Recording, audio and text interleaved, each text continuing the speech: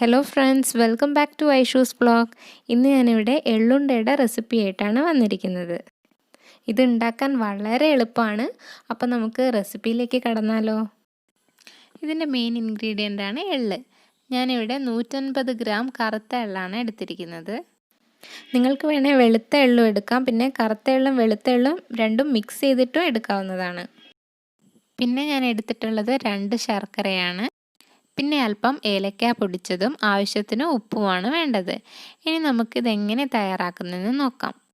ഇതുപോലെ ഒരു പാൻ എടുത്ത് ലോ ഫ്ലെയിമിൽ വയ്ക്കുക. ഇതിലേക്ക് ഇനി ചേർക്കേണ്ടത് എള്ളാണ്. നേരത്തെ എടുത്ത് വെച്ചിരിക്കുന്ന എള്ള് നല്ലോണം കഴുകി വൃത്തിയാക്കിയതിന് ശേഷം ഒരു അരിപ്പയിൽ വെച്ച് ഡ്രെയിൻ ചെയ്തെടുക്കുക. എന്നിട്ട് എള്ള് ഇതിലേക്ക് ചേർക്കുക. ലോ ഫ്ലെയിമിൽ ഇട്ടിട്ട് വേണം നമ്മൾ എള്ള് വറുത്തെടുക്കാൻ. ഹൈ ഫ്ലെയിമിൽ ഇട്ടാൽ എന്താ സംഭവിക്കുകയെന്ന് വെച്ചാൽ എള്ള് വേഗം കരിഞ്ഞു പോകും. ഈ കറുത്ത എള്ളിൽ ഫൈബറൊക്കെ അടങ്ങിയിട്ടുണ്ട്, പിന്നെ ബോൺസിനൊക്കെ നല്ലതാണ്. പിന്നെ ദിവസവും എള്ള് കഴിക്കുകയാണെങ്കിൽ പീരീഡ്സൊക്കെ റെഗുലർ ആവും. എള്ള് പൊട്ടുന്ന ഒരു സൗണ്ട് ഉണ്ടാകുന്നവരെ നമുക്കിത് വറുത്തെടുക്കാം. അതിനുശേഷം സ്റ്റൗ ഓഫാക്കിയതിന് ശേഷം എള്ള് വേറെ ഒരു പാത്രത്തിലേക്ക് മാറ്റണം, അല്ലെങ്കിൽ ഈ പാനിൻ്റെ ചൂടുകൊണ്ട് എള്ള് കരിഞ്ഞു പോകും. ഇപ്പോൾ എള്ള് പൊട്ടുന്ന സൗണ്ട് കേൾക്കുന്നുണ്ട്. ഇത് വളരെ സിമ്പിളാണ് ഉണ്ടാക്കാൻ, പിന്നെ ഹെൽത്തിയുമാണ്.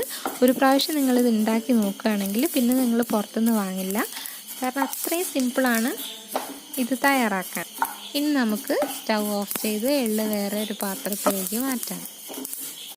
അതിനുശേഷം അതേ പാൻ സ്റ്റൗ മേലെ വെച്ചിട്ട് ലോ ഫ്ലെയിമിൽ ഇടുക. ഇതിലേക്ക് നമ്മൾ നേരത്തെ എടുത്ത് വെച്ചിരിക്കുന്ന 2 ശർക്കര ചേർക്കുക. ശർക്കര ഇതുപോലെ ഒന്ന് ചതച്ചതിന് ശേഷം ചേർത്താൽ വേഗം തന്നെ അലിഞ്ഞു കിട്ടും. ഇനി ഇതിലേക്ക് ഒരു 1/4 ഗ്ലാസ് വെള്ളം ഒഴിച്ചതിന് ശേഷം ശർക്കര നമുക്കൊന്ന് ഉരുക്കിയെടുക്കാം. ഈ ശർക്കര പാനിയിലേക്ക് അല്പം ഉപ്പ് ചേർത്ത് കൊടുക്കണം. ഒരു നുള്ളു ഉപ്പ് മതി. ഇതെന്തിനാണെന്ന് വെച്ചാൽ മധുരം ഒന്ന് ബാലൻസ് ചെയ്യാനാണ്. ഇതിലേക്ക് ഏലക്ക പൊടിയും കൂടെ ചേർത്തതിന് ശേഷം നല്ലപോലെ മിക്സ് ചെയ്തെടുക്കുക. ഇപ്പം നന്നായി തിളച്ച് വന്നില്ലേ. ഇനി നമുക്കിതിലേക്ക് എള്ള് കൂടെ ചേർത്ത് കൊടുക്കാം. 1.5 ടേബിൾ സ്പൂൺ എള്ള് മാറ്റി വെക്കണം.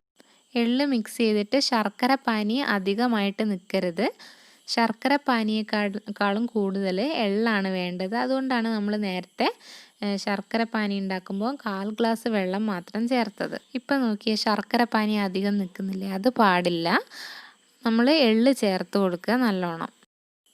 ഇപ്പം നല്ലോണം സെറ്റായിട്ടുണ്ട്. ഇനി നമുക്ക് സ്റ്റൗ ഓഫ് ചെയ്ത് ഇതൊരു പ്ലേറ്റിലേക്ക് മാറ്റാം. എള്ള് തണുത്തു പോയാൽ കട്ട പിടിക്കാൻ ചാൻസ് ഉണ്ട്. അതുകൊണ്ട് ചൂടോടെ തന്നെ നമുക്കിത് ചെറിയ ചെറിയ ബോൾസ് ആക്കി എടുക്കാം. പിന്നെ കയ്യിൽ അല്പം എണ്ണ തടവി കൊടുത്ത് ബോൾസ് ആക്കി എടുക്കുകയാണെങ്കിൽ കൈ പൊള്ളില്ല. ഇതുപോലെ ചെറിയ ബോൾസ് ആക്കി ഉരുട്ടിയതിന് ശേഷം വറുത്ത് വെച്ച എള്ളിലേക്ക് ഇത് ഒന്ന് റോൾ ചെയ്ത് കൊടുക്കാം. ഇതുപോലെ ബാക്കിയെല്ലാം വേഗം തന്നെ ബോൾസ് ആക്കി എടുക്കുക. അപ്പോൾ എള്ളുണ്ട ഇവിടെ റെഡി ആയിരിക്കുകയാണ്. വളരെ എളുപ്പമല്ല ഉണ്ടാക്കാൻ.